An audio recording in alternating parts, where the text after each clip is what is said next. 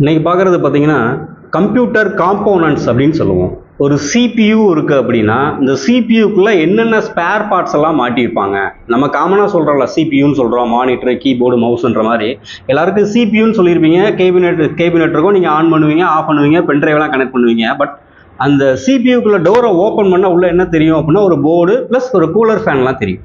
அது மாதிரி board, cooler fan, அதில் ரேமு, ஹார்ட் டிஸ்க்கு, இந்த மாதிரி ஸ்பேர் பார்ட்ஸ் எல்லாம் படிக்கும்போது நிறைய கேள்விப்பட்டிருப்பீங்க.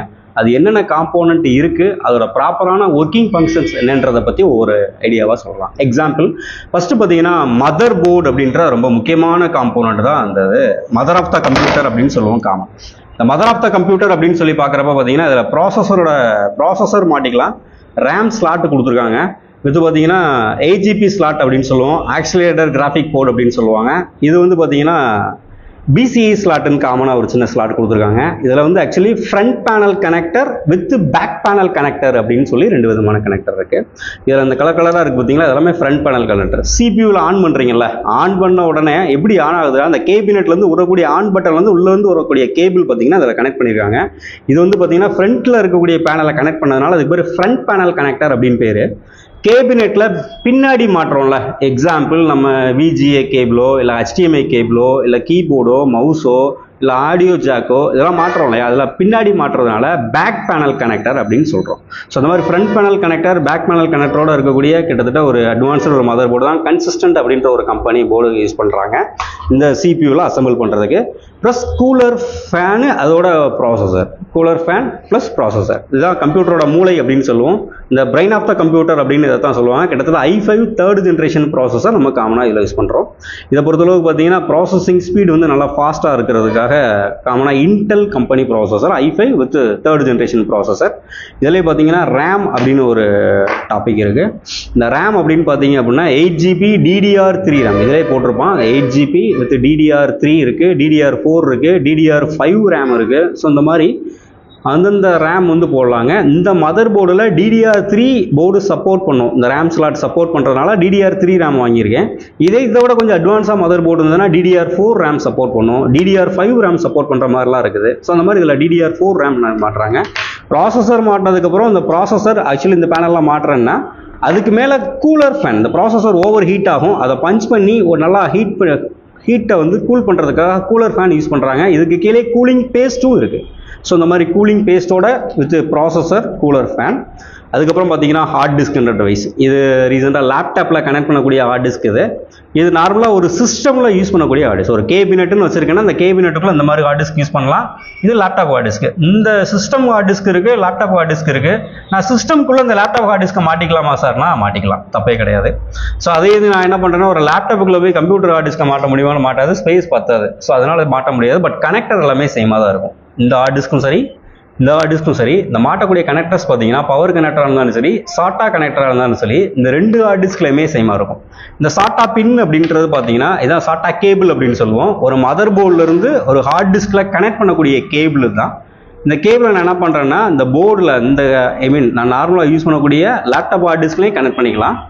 அதே இது நான் கம்ப்யூட்டர் ஹார்ட் டிஸ்க்லையும் சிபியூக்குள்ளே மாட்டக்கூடிய பெரிய ஹார்ட் டிஸ்க்னு சொல்லுவாங்க, அதிலையும் நான் கனெக்ட் பண்ணிக்கிறேன்.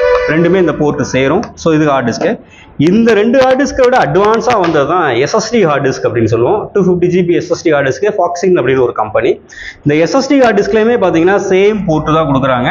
அந்த சேம் போர்ட்டில் என்ன பண்ணிக்கலாம்னா இந்த கனெக்டர் மூலமாக நான் கனெக்ட் பண்ணிக்கலாம். ஸோ அப்போ நான் ஒரு கேபினெட்டுன்னு எடுத்துக்கிட்டேன்னா மதர் போர்டில் இந்த மதர் போர்டுக்குள்ளே இருக்கக்கூடிய இந்த சாட்டா கேபிள் மூலமாக பார்த்தீங்கன்னா நார்மல் லேப்டாப் ஹார்ட் டிஸ்க்கும் கனெக்ட் பண்ணிக்கலாம், சிஸ்டம் ஹார்ட் டிஸ்க்கும் கனெக்ட் பண்ணிக்கலாம். இப்போ ரீசெண்டாக வந்து SSD ஹார்ட் டிஸ்க்கும் நான் கனெக்ட் பண்ணிக்கலாம். ஸோ இந்த SSD ஹார்ட் டிஸ்க்ன்றது ஸ்பீடு பர்பஸ்க்காக பயங்கர ஃபாஸ்ட்டாக ஒர்க் ஆகும். இந்த நார்மல் ஹார்ட் டிஸ்க்கை விட SSD ஹார்ட் டிஸ்க். இந்த ஹார்ட் டிஸ்க்கை பொறுத்தளவுக்கு உள்ள CD மாதிரி மீடியா மோட்டார் ஹெட்டு எல்லாம் நிறையா கொடுத்துருப்பாங்க. இதில் அது எதுவுமே கிடையாது. ஒரு ஐசிஸ் மட்டும்தான் உள்ள போர்டு. அந்த கேபிள் இந்த பேனலை ஓப்பன் பண்ணி பார்த்தா சர்க்யூட் மட்டும் தான் இருக்கும். வேறு நல்லா ஃபாஸ்ட்டாக ஒர்க் ஆகக்கூடிய ஒரு அட்வான்ஸ்டு டிவைஸ் இப்போ ரீசெண்டாக பயங்கர மூவிங்கில் இருக்கிறது இதுதான். இதையும் தாண்டி ஃபாஸ்ட்டாக ஒர்க் பண்ணுறதுக்காக NVMe ஹார்ட் டிஸ்க்னு ஒரு ஹார்ட் டிஸ்க் யூஸ் பண்ணியிருக்காங்க. அந்த ஹார்ட் டிஸ்க் இந்த மதர் போர்டில் இந்த போர்ட்டில் கனெக்ட் பண்ணுவாங்க. இந்த போர்ட்டில் பென் ரேம் மாதிரி இருக்கும், ஆட்டோமேட்டிக் இதில் கனெக்ட் பண்ணி இதில் ஸ்க்ரூ பண்ணிடுவாங்க. NVMe ஹார்ட் டிஸ்க் மாட்டக்கூடிய அட்வான்ஸ்டு மதர் போர்டு தான் நம்ம வச்சிருக்கிறது.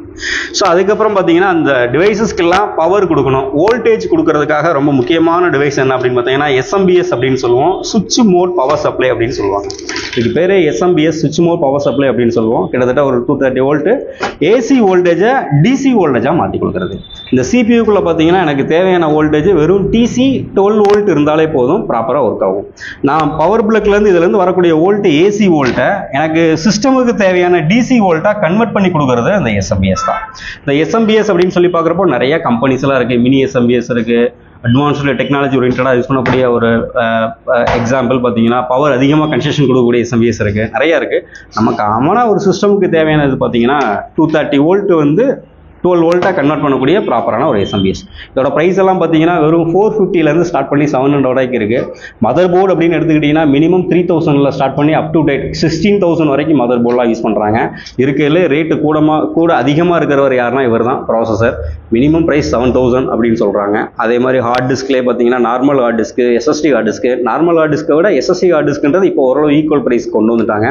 தென் ரேம், இந்த ரேம் எல்லாம் பார்த்தீங்கன்னா 1800லேருந்து ஸ்டார்ட் பண்ணி அப் டு டேட் ஒரு 10,000 வரைக்கும்லாம் ரேம் யூஸ் பண்ணுறாங்க. நம்ம ரேமோட DDR 2, 3, 4 இந்த மாதிரி மாடலை பொறுத்தளவுக்கு.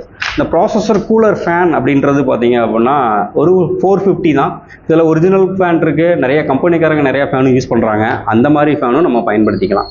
பட் ஒரு போர்டுன்னு எடுத்துட்டேன்னா அந்த போர்டுக்கு நான் இன்டெல் ப்ராசஸர் யூஸ் பண்ணுறேன்னா இன்டெல் இருக்கக்கூடிய இந்த மாதிரி கூலர் ஃபேன் டைட்டாக மாட்டக்கூடிய ஃபேன் யூஸ் பண்ணால் தான் நல்லா ஃபாஸ்ட்டாக இருக்கும். அதே மாதிரி இந்த காம்போனண்ட் எல்லாம் எதில் ஃபிட் பண்ணுறோம் அப்படின்னா கேபினெட் அப்படின்னு சொல்லுவோம். சிஸ்டமில் CPU அப்படின்னு காமனாக சொல்லுவோம் இல்லையா, கேபினெட் இவர் தான். ஸோ இவரை நான் ஓப்பன் பண்ணி பார்க்குறேன் அப்படின்னு பார்த்தீங்கன்னா இந்த கேபினெட்டை நான் அப்படி ஓப்பன் பண்ணுறேன், சைடு டோரை ஓப்பன் பண்ணாலே பார்த்தீங்கன்னா எனக்கு வெறும் பாத்து மட்டும்தான் இருக்கும். இதுக்குள்ளே பார்த்தீங்கன்னா வெறும் எம்டி டப்பா. சார் இதுக்கு பேர் கேபினெட். இந்த கேபினெட்டுக்குள்ளே இந்த பொருளெல்லாம் மாட்டிட்டேன்னா இதுக்கு பேர் CPU.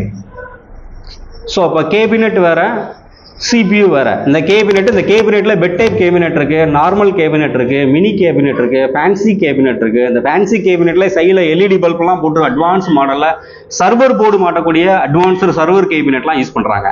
நம்ம ஃபர்தராக நார்மலாக ஒரு ஃபேன்சி கேபினெட், இந்த கேபினெட்டில் இந்த டிவைசஸ் எல்லாம் கனெக்ட் பண்ணிட்டேன் அப்படின்னா இதுக்கு பேர் CPUன்னு பேர் மாறிடும். ஓகேவா, இதுதான் CPU.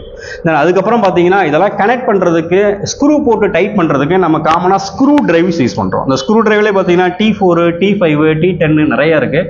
ஸோ நார்மல் ஒரு ஸ்க்ரூ டிரைவ் இருக்குது, வித் அதே மாதிரி பார்த்தீங்கன்னா நோஸ் பிளேயர் இருக்குது. இந்த நோஸ் பிளேயர்ன்றது உள்ள ஜாக்கரை டைட் பண்ணுறதுக்காக நம்ம யூஸ் பண்ணுவாங்க.